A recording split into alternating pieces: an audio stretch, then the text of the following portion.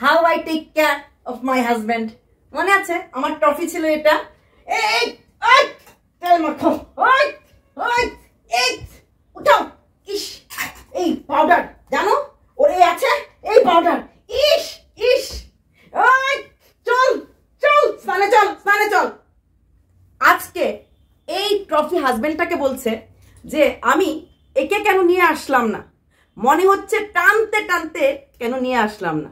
Exactly প্রথম দিন যে ভিডিওটা ভাইরাল করেছিল how I take care, do you remember? সে টেক কেয়ারের মধ্যে ওকে উল্টে এইভাবে উল্টে পাল্টে পা টেনে হিচড়ে ওকে চান করিয়েছিল। হ্যাঁ, সেটা দেখেই লোক একদম মানে মারাত্মকভাবে খুশি হয়ে সেটাই ভাইরাল হয়েছিল। তারপর কি করেছে, আজকে কিন্তু কথাটা বলে দিল জটিলা যে হাউ আই মানে কেন আমি টেনে টেনে আনতে ইচ্ছা করছে, যে নিয়ে আসতাম ও দেখতে পারতো। ও তো দেখতে পাচ্ছে, ভিডিওটা তো আগে করে ওকে দেখাও কোনো জায়গায় ভুল আছে কি না আছে, হ্যাঁ কোনো জায়গায় কথা ঠিক আছে কি না আছে, সবার আগে তো ও দেখে, তাই না? তারপরে বলে দেয় যে এখানটাতে একটু এখানটাতে একটু। আচ্ছা, এইবার অনেকেই কথা যে একটা ভিডিও করেই ওরা দুই জায়গার থেকে টাকা উঠাচ্ছে, এটাই তো প্রফিট। সেম ভিডিও যেখানে ওরা তিনজন ছিল সেই ভিডিওটা 2.5 লাখের উপর ভিউজ হয়েছে। 2.5 লাখ বুঝতে পারছো তো কত কত হাজার টাকা কামিয়েছে। তো ঠিক যখন দেখলো যে এইভাবে দুটো ভিডিও একই ভিডিও, ভেবে দেখো দুজন কিন্তু একই ভিডিও, খালি অ্যাঙ্গেল বদল করে করে টাকা বদল হয়ে যাচ্ছে। জাস্ট এক জায়গাতে ছিল ওই পাগলির মুখটা সিঁড়ির সামনে একদম সিঁড়িতে ঢাকা ছিল, আরেকটা ভিডিওতে পাগলির ইয়েটা পুরোটা দেখা যাচ্ছে, ফেস দেখা যাচ্ছে।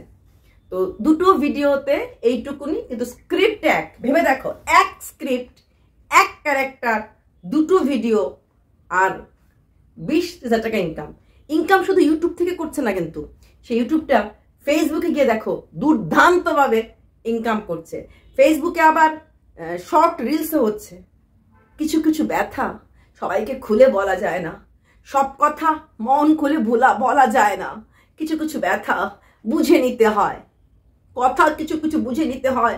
বোকারা বুঝতে পারে না আমরা কি করি না করি, কিভাবে নাটক করি আর কিভাবে নাটকটাকে প্রেজেন্ট করি। অবশ্যই নাটক করা এবং তার প্রেজেন্ট করাটা কৃতিত্বটা সম্পূর্ণভাবে ক্যারেক্টারের। এখানে এডিট করতে গিয়ে আজকে যে ভুলটা আজকে ওই পাগলির মেয়েটা করে ফেলেছে, লাস্ট দিকে হাসিটা 2 মিনিট 4 সেকেন্ডে হাসিটা, এবং উফ চিনচিন করছে আমার বুকের ভেতরটা। সেই ভাসুর অসুর তার নামটা নেওয়ার সময় যেরকম একটা হাসি, মুখটা অন্যখানে ঘুরিয়ে, আমি সম্মান আর করতে পারবো না, অনেক সম্মান করেছি। তো এইগুলি বলার সময় সে নিজেকে কিন্তু আর লুকিয়ে রাখতে পারেনি, সে নিজেকে ধরে বলেই দিয়েছে যে আমি এর বেশি কিছু আর করতে পারবো না। এবার অনেকেরই প্রশ্ন, দিদি আমরা এরকম ভিডিও করতে পারছি না, দিদি এরকম করে কেন টাকা উঠাচ্ছে? দেখো, টাকা উঠানোর রাস্তাটা যখন বন্ধ হয়ে যায়, ওদের কিন্তু মোটামুটি বন্ধ হয়ে যাচ্ছিল। ওরা মানে জটিলারা মোটামুটি চ্যানেল একদম শেষের পথে। ওদের সমসাময়িক ক্রিয়েটাররা কিছু হলেই ভয় পায় চ্যানেল না জটিলার মতো হয়ে যায়। ওদের কথাই হতো একটা, চ্যানেলটা জটিলার মতো হয়ে যাবে না তো, চ্যানেলটা জটিলার মতো হয়ে যাবে না, এরকম একটা কথা থাকতো। সেখানে দাঁড়িয়ে ওদের কাছে কোনো উপায় ছিল না, এটাও তো ঠিক। আর কি শিক্ষা ঠাকুর ওদেরকে দিল? নিজেদেরকে খুব বেশি বড়লোক ভাবা, নিজেদের মাঝে খুব বেশি অহংকার করা, আর অন্যের মানে পেটে লাথি মারতে গিয়ে নিজেদের পেটে একটা বড় রকম লাথি ওরা খেয়ে গেল। আর এটাও ঠিক, এই নাটকটা এন্ড ওরা করবে খুব সুন্দরভাবে করে, কারণ নাটকটা ওরা ভাব দেখাবে যে কোনো একটা মেসেজ ওর সমাজকে দিচ্ছে খুব ভালোভাবে। এর মধ্যে তোমরা অনেকে লিখেছো দিদি ভাই কিছু কিছু ক্রিয়েটার জেনে শুনে এরকম করছে, ইচ্ছে করেই করছে যাতে ওদের পজিটিভ ভিউয়ার্সরা, যে ওদের পজিটিভ ভিউয়ার্স আমাকে গালি দিচ্ছে, এখনো এসে আজকেও দিয়েছে, কি গান দেখতে ভাল লাগে না, তারপরে কি ধুর ফালতু ভিডিও, তারপর আরো আছে কমেন্ট কি আপনি আগে কিরকম ভালো ভিডিও করতেন, এই ভিডিওগুলি ছেড়ে দিন, বা এই কন্টেন্টটা ছেড়ে দিন, ব্লা ব্লা, বা ম্যান্ডিও নাটক করেছে, চোপাও নাটক করেছে, এরকম অনেক অনেক কমেন্ট পাই। এসব কমেন্টের ধার জীবনও কমেন্টের ধার ধারিনি, জীবনও নিজের এথিক্স ব্যক্তিত্ব কারোর কাছে গিরভি রাখিনি, প্রশ্নই আসে না কারোর কাছে আমি আমার এই জায়গাটা দিয়ে দেব। আর এইটাও কারোর থেকে ধার করে শুনি না, ধার করে শুনি না। আর যা অবস্থা দেখছি কন্ট্রোভার্সি ওয়ার্ল্ডের, তো মনে হয় এই সার্কেল থেকে একটু কম, আমার এটা কম নাই। হ্যাঁ, সার্কেল থেকে বুঝতে না অমুক ভীষণ ট্যালেন্টেড তাহলে বুঝতাম।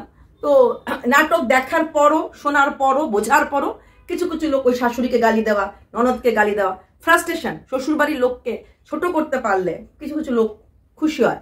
যারা এই নেগেটিভ ভিডিওগুলি করছে ওদেরকে আমি হ্যাটস অফ দেই। ও শাশুড়ি মাকে এমন গালি দেন, এমন গালি দেন, শাশুড়ি মা জুন মাসে শ্বশুর মরেছিল, শাশুড়ি মায়ের ওপর চলে যেতে পারে। সত্যি কথা, একটা বয়স্ক মহিলা যখন এত নোংরা পর্যায়ে নামতে পারে, এইভাবে কোমরের হাত দিয়ে, হ্যাঁ তোরে বলছিলাম না, এমন কথা বলিস কেন, কোথায় গিয়ে ভিক্ষা করে খাবে, করতে পারে। তো ওনার গালি খাওয়াটা সত্যি কথা বানতা হ্যাঁ, ওনার গালি খাওয়াটা বানতা হ্যাঁ। মানে একটা মানুষ বলে না, মা বাবার রক্তটা কখনো মিথ্যা হয় না। তো উনি মানে নোংরা পথে রোজগার করতে আপত্তি যখন করে না, দেখেই বোধ হয় ওনার ছেলের বউ এরকম মানে কিছু একটা কারণ আছে এরকম নোংরা পথে কাজ করতে ভালো হচ্ছে। কারণ উনি বাড়ির উনি মেইন গার্জিয়ান, উনি বলতেই পারতেন তোমরা এই জিনিসগুলো করো না, এগুলি ঠিক না, এগুলি ভালো লাগছে না। তখন ছেলের বউ তো বলেছে যে এগুলি না করি, আমাদের তো ভিউজ হচ্ছে না, মা খাবো কি, পালবো কি, তোমাকে খাওয়াবো কি, বাবা বলছে না খাওয়া এটাই। এই বিরিয়ানি খাওয়ার জন্য টাকা লাগে, টাকাটা কোথা থেকে আসবে? এরকম করে কিছু টাকা রোজগার করি, সেই রোজগার দিয়ে আমরা কোনো দোকানপাট ব্যবসা কিছু একটা করি। তো মেয়েরও সাহায্য, এখন ঠিকই বলেছে মেয়ের 5 লাখ টাকা লাগে, আর 5 লাখ টাকাটা ঠিকই উঠে দেবে। এই যে 2.5 লাখ ভিউজ হয়েছে, 2.5 লাখ ভিউজ থেকে ধরে নাও 20,000 টাকার মতো শুধু ইউটিউব থেকে, আর সেখানে ফেসবুক থেকেও হয়েছে গিয়ে আরো 20,000, কত হয়েছে 15-20, এক একটা ভিডিওতে 40,000 টাকা যদি উঠতে পারে, তাহলে আমার মনে হয় না সব ভিডিও তো এরকম হাই লেভেলে যায় নাই।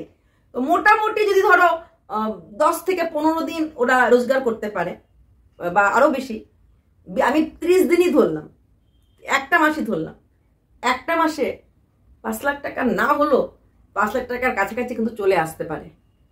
5 লাখ টাকা কথা হবে না, 40,000 টাকা দুজনে মিলে, নট একজন, দুজনে মিলে, ননদ ভাইয়ের বউ মিলে, তো এক্সট্রা টাকাটা না হয় ভাইয়ের বউ ননদকে দিয়েই দিল, ক্ষতি নেই তো।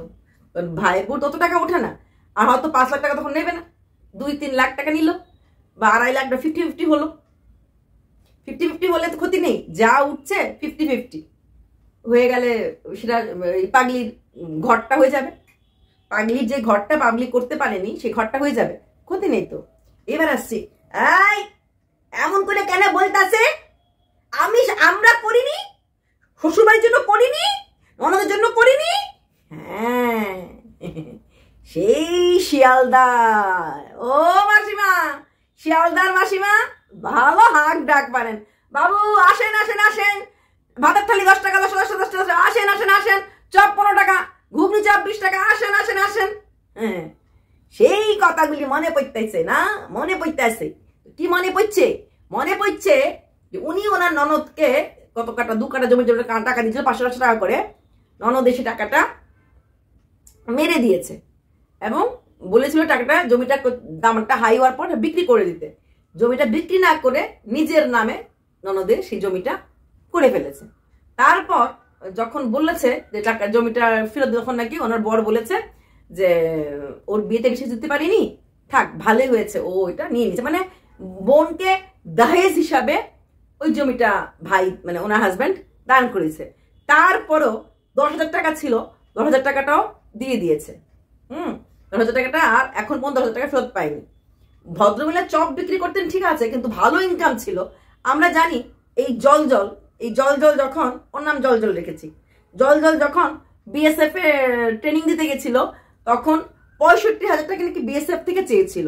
তখনও কিন্তু টাকাটা এই মা দিতে রাজি হয়ে গেছিল, মা বলছে হ্যাঁ হয়ে যাবে, দিয়ে দেবো।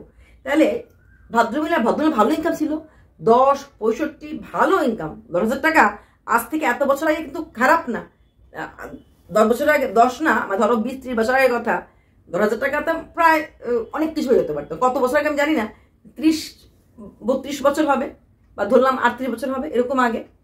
তো তখন 10,000 টাকা নিয়ে তো অনেক টাকা ধরতে গেলে। ওনার ইনকাম তাহলে মানে এই চপ বিক্রি করেও ভালো ইনকাম ওনার ছিল, সেই টাকাটা উনি পান নাই। তবে উনিও যে খুব ভালো ছেলের বৌমা ছিল না, তার প্রমাণ ওনার একান্ত আপন দেওর বাংলাদেশ থেকে আসার পর এক বেলা খাওয়া ছাড়া আর ওনার বাড়িতে থাকেও নাই। অথচ এই ভাই অনেকগুলি দিন কাটিয়ে গেছে তা ওনারই ননদের বাড়িতে, কারণ ননদের বরই নিয়ে এসেছিল ওই আপন দেওরকে, দাদা মরার পর এই বৌদির বাড়িতে মানে দাদার বাড়ি দেখা করতে এসেছিল কাকু। সাধারণত এরকম ক্ষেত্রে দেওয়ার হলে বোনের বাড়ির আগে লোকে ভাইয়ের বাড়িতে ওঠে, ভাইয়ের বাড়িতে থাকে, ভাই থাকুক বাঁচুক যা কিছু করুক ভাইয়ের বাড়ি। কারণ আমাদের কাছে নিজের বাড়ি, বোনের বাড়িতে তো বোনের বিয়ে হয়ে গেছে, বোন তো সেখানে পর হয়ে গেল, দাদার বাড়িটা আপন। কিন্তু কাকু কিন্তু অনেকদিন ছিল এবং কার বাড়িতে ছিল, সে পিসির বাড়িতেই ছিল। এখন সেই পিসির বাড়ির কথাও তো উনি বলছেন, বারাসাত বললো না, এরকম একটা কিছু নাম বলেছিল। তো সেও পশ্চিমবঙ্গ থেকে আছে, কাছে পিঠে আছে, খুব দূরে নাই। তো সেখানে ওদের কথাই উনি বললেন। তো উনিও যে অনেক বড় মাছলি ছিলেন এটা বোঝা যায়। তো তারই তো বৌমা মানে শাশুড়ির মতোই বৌমা নাটক করে চলছে, একের পর এক নাটক করে চলছে। তারপরে যারা বলছো যে না আপনারাই খারাপ, আপনারাই নোংরা, আপনারাই ভুল কাজ করছেন, মাথা পেতে নিচ্ছি তোমাদের সে কথাগুলি। হ্যাঁ আমরাই খারাপ, কারণ আমরা চোখ খুলে দেই, আমরাই খারাপ, আমরা ধরিয়ে দেই, আমরাই খারাপ, আমরা নাটকটা ওদের করতে দেই না, আমরাই খারাপ, ওদের ভুলগুলি ধরিয়ে দেওয়ার জন্য তোমাদেরকে সাহায্য করি, যার যেখানে গলত সেটা বলে দেই। They can make mistake, we can't rectify them. তাই না? তাই না? আমি জানি যারা ওদেরকে ভালোবাসেন ম্যাক্সিমাম পার্টি এনআরআই, সে এনআরআই মাসি, এনআরআই থেকে পিসি, এনআরআই থেকে টাকা, এটা নিয়ে আমরা সবাই জানি প্রচুর টাকা, এবং এনআরআইর জন্য অনেক ঝগড়া ঝাঁটি, অনেক কোর্ট কেস হয়েছে, অনেক কিছু হয়েছে এনআরআই টাকা। তাই হয়তো এরা বাংলা বলতে পড়তে ভুলে গেছে। হ্যাঁ, they can make mistakes but we can't rectify them. They can make lots of blunder in the life but we can't poke them. Am I right? Yes I am right. তো এই জিনিসগুলি ধরিয়ে দেওয়াটা খুব দরকার, খুব খুব দরকার। আর তবে শাশুড়ি মা সত্যি জাদ্রেল, সত্যি উনিও কম ডেঞ্জারাস না। এবং বড় ছেলের নামটা, বড় ছেলেকে ইনভলভ করাটা কিন্তু শাশুড়ি মা করছে। কারণ বড় ছেলেকে ইনভলভ করলেই আমরা খাবো, আমরা গিলবো, আমরা মজা করব। বড় ছেলের জীবনটা আসলেই আমরা ধই ধই করে বলতে শুরু করে দেব। এর জন্য জেনে শুনে জেনে বুঝে উনি বড় ছেলের নামটা আমাদেরকে বলছে, যাতে আমরা এই কথাটা বারবার বলি এবং বড় ছেলের নাম নিয়ে বারবার কিছু না কিছু টন্ট করি। এইভাবে মান সম্মান বিক্রি করে দিয়ে টাকা রোজগার করতে হয়তো কোনো ভদ্র মানুষই পারবে না। চলো বাই, আই আই চল তোকে আগে চান করাবো, টেনে টেনে চান করাবো, চল তোকে চান করাবো, বাই।